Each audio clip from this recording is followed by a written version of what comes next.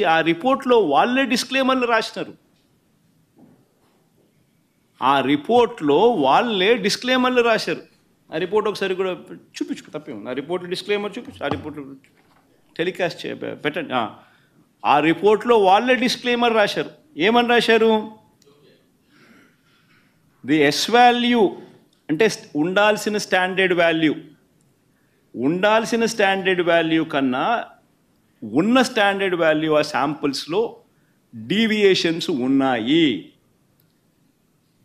కానీ హౌఎవర్ కానీ ఈ సర్కమ్స్టాన్సెస్లో ఒక falls positive result can also be obtained. అంటే ఇలాంటి సర్కమ్స్టాన్సెస్లో ఒక falls positive result can also be obtained అని డిస్క్లైమర్ కూడా ఇచ్చారు. ఆ falls positive result can be obtained అనే డిస్క్లైమర్లో వాళ్ళు ఇచ్చిన పరిస్థితులు ఏమిటంటే, if the milk is obtained from bovine milk other than cow's milk,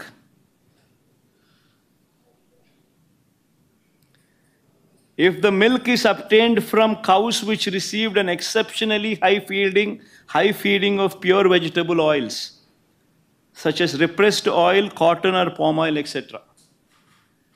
అంటే ఈ శాంపుల్ గన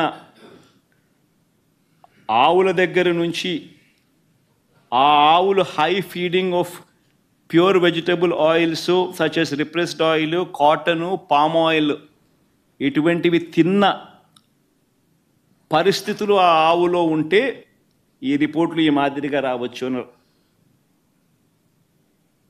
అని కూడా చెప్పడం జరిగింది. ఆర్ ఇటువంటి రిపోర్టు ఏదైనా cow suffering from serious under feeding, అంటే ఒక ఆవు అండర్ ఫీడింగ్లో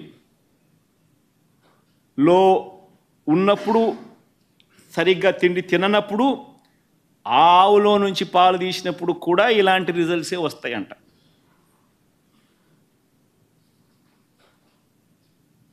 ఇవన్నీ రిపోర్ట్లో వాళ్ళు డిస్క్లైమర్స్ కింద రాసినారు. ఇదేదో ఖచ్చితమైన రిపోర్టా అంటే అది కాదు. మరి ఇవన్నీ తెలిసి చంద్రబాబు నాయుడు కావాలని అబద్ధాలు ఆడుతూ తిరుపతి వెంకటేశ్వర స్వామి వారి విశిష్టతను, ప్రసాదానికి సంబంధించిన పవిత్రతను దగ్గర ఉండి కావాలని అబద్ధాలు చెప్పి అనుమానపు బీజాలు ప్రసాదం పుచ్చుకునే ప్రతి ఒక్కరిలోనూ లేపడం దుర్మార్గం కాదా అని అడుగుతా ఉన్నా.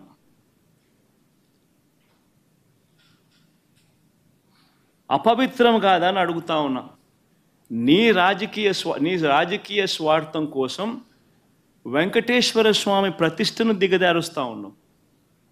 నీ రాజకీయ స్వార్థం కోసం వెంకటేశ్వర స్వామి ప్రసాదానికి సంబంధించిన విశిష్టతను దిగజారుస్తూ ఉన్నావు. జరగనిది జరిగినట్టుగా, అనిమల్ ఫ్యాట్తో తయారు చేసినట్టుగా ఒక అబద్ధాన్ని ప్రచారం చేస్తూ ఉన్నావు.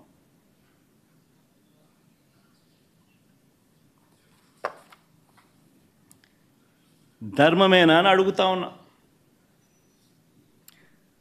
మరోవైపు ఇంకా ఇలా అబద్ధాలు రోజుకు ఒక్కొక్క అబద్ధాన్ని ప్రమోట్ చేస్తారు. ఈ మధ్యకాలంలోనే ఇంకొక అబద్ధాలను వీళ్ళు ప్రమోట్ చేస్తూ నందిని బ్రాండ్ను కూడా వాడడం లేదని అంటాడు. కేఎంఎఫ్ పక్కన కర్ణాటక మిల్క్ ఫెడరేషన్ వారి నందిని బ్రాండ్ అని. నేను అడుగుతా ఉన్నా, 2015 నుంచి 2019 చంద్రబాబు నాయుడు గారి హయాంలో 2015 నుంచి 2018 అక్టోబర్ దాకా నందిని బ్రాండ్ ఎందుకు లేదు?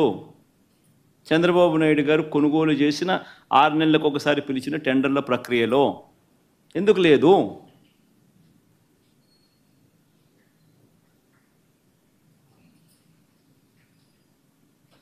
నందిని వాళ్ళు కూడా అప్పుడప్పుడు పార్టిసిపేట్ చేస్తారు, అప్పుడప్పుడు పార్టిసిపేట్ చేయరు. మన హయాంలో కూడా 2019 తర్వాత మన హయాంలో కూడా నందిని వాళ్ళు అప్పుడప్పుడు పార్టిసిపేట్ చేశారు.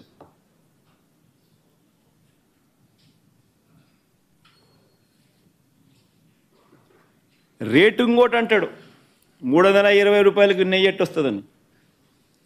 ఇంకా ఆశ్చర్యకరమైన విషయం అండి, నాకు అర్థం కాల. చంద్రబాబు నాయుడు గారి హయాంలో 2015 నుంచి 19 వాళ్ళు ప్రొక్యూర్ చేశారు కదా నెయ్యిని. టెండర్లు పిలిచి ఇదే మాదిరిగానే ఈ టెండర్ల ద్వారా పిలిచి ప్రొక్యూర్ చేశారు కదా. ఏ రేటుకు ప్రొక్యూర్ చేసినారు?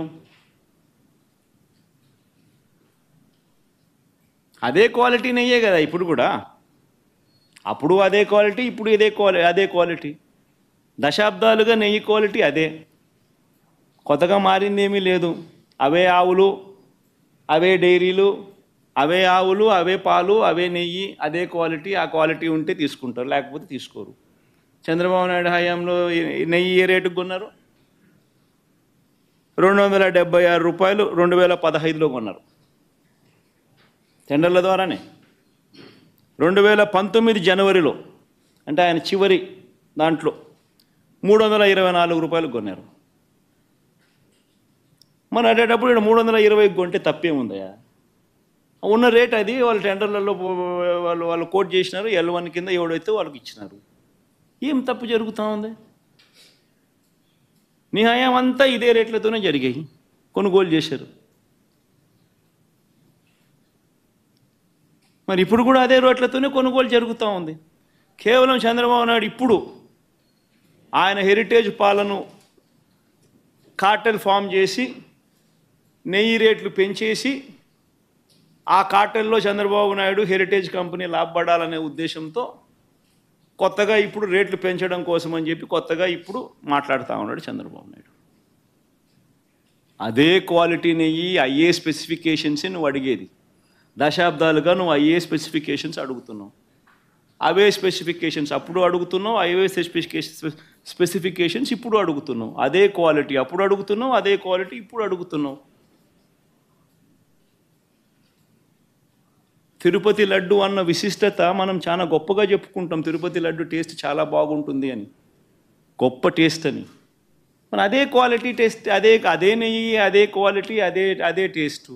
అప్పుడైనా అంతే, ఇప్పుడైనా అంతే, ఎప్పుడైనా అంతే. మరి ఈ మాదిరిగా అబద్ధాలు ఆడడం ఎంత మటుకు ధర్మం?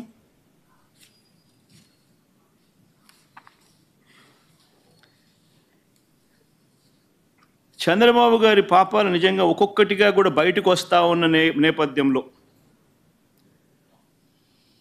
ప్రజలందరూ కూడా చంద్రబాబు నాయుడు గారిని వేలెత్తి చూపించే కార్యక్రమం జరుగుతూ ఉన్న నేపథ్యంలో చంద్రబాబు నాయుడు గారు ఈ మధ్యకాలంలోనే లడ్డూ టాపిక్లో చంద్రబాబు గారు ఎప్పుడైతే ఈ మాదిరిగా చంద్రబాబు నాయుడు గారు ప్రజలు చంద్రబాబు నాయుడు గారు చేసిన తప్పును ఎప్పుడైతే తప్పులు పట్టడం మొదలుపెట్టారో, ప్రజలకు ఎప్పుడైతే వాస్తవాలు తెలియడం మొదలెట్టాయో, అప్పుడు ఈ పెద్ద మనిషి ఏం చేస్తాడు? టాపిక్ డైవర్ట్ చేయడం చేస్తూ ఏమంటాడు? టాపిక్ డైవర్ట్ చేయడం కోసం ఏమంటాడు? డిక్లరేషన్ సర్టిఫికేట్ అంటే. ఇప్పుడు నిజంగా ఆశ్చర్యం కాదా? జగన్ ఏమన్నా కొత్తనా? రాజశేఖర రెడ్డి గారు ఏమన్నా కొత్తనా? నా మతం ఏమిటని తెలియదా ఎవరికైనా ఆంధ్ర రాష్ట్రంలో కానీ దేశంలో కానీ? నా కులం ఏమిటి అని చెప్పి ఎవరికి తెలియదా రాష్ట్రంలో కానీ దేశంలో కానీ?